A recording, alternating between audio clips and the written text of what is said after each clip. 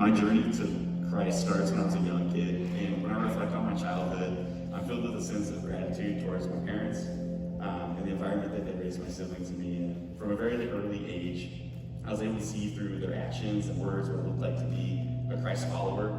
Christianity was more than just a Sunday morning activity for my family. It was clearly integrated into everything my parents did, and I noticed in the decisions we made, in the conversations we had, and in the way that they approached the hardships in life. Jesus was at the center of it, and I'm really thankful and blessed to be brought up in that environment. That being said, I struggled at a young age to live out my faith for myself.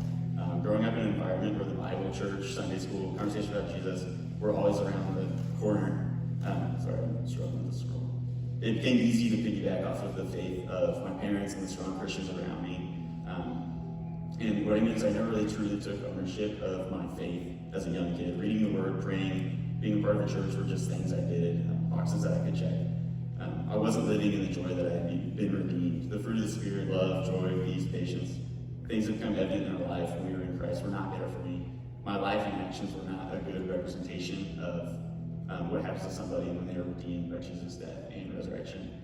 It wasn't until my sophomore year of high school that I began to realize what it meant to be a Christian, a Christ follower, and begin to live in that truth. Funny enough, I went to a church summer camp, and I came out of that with like a different view of Christianity. And I can't point to an exact moment or thing that happened at the camp, but I just started a phase in my life where things just began to change. Reading the Word became less of a box to check and more of an opportunity to discover about Jesus and the events surrounding his life. Prayer transformed from an abstract activity that felt empty to an exciting opportunity to communicate with God who created the whole universe. My relationships with others became less about me and more about how Jesus is calling me to interact with those people. It was around this time with the knowledge of Jesus that Jesus on the cross became the single most important thing in my life. But I'm still growing in these things, and I hope to be for the rest of my life.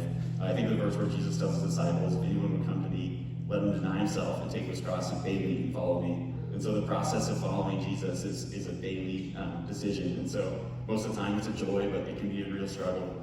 In these past 6 years since that summer camp, I've had amazing people in my life to sharpen me and point me towards Jesus. I think of high school and friends, mentors, and role models that I had and my parents that helped me in developing my faith. And then transitioning to college, I knew it would be important to find a church, a campus ministry, and friends that would spur me on in my faith. And that's where Storyhill came in the picture. The people I've met and the wisdom that Caleb and Aaron dispense every Thursday and Sunday has been really valuable in helping me grow towards Jesus. So thank you for listening. I'm happy to be up here getting baptized and look forward to continuing to grow my faith alongside you all.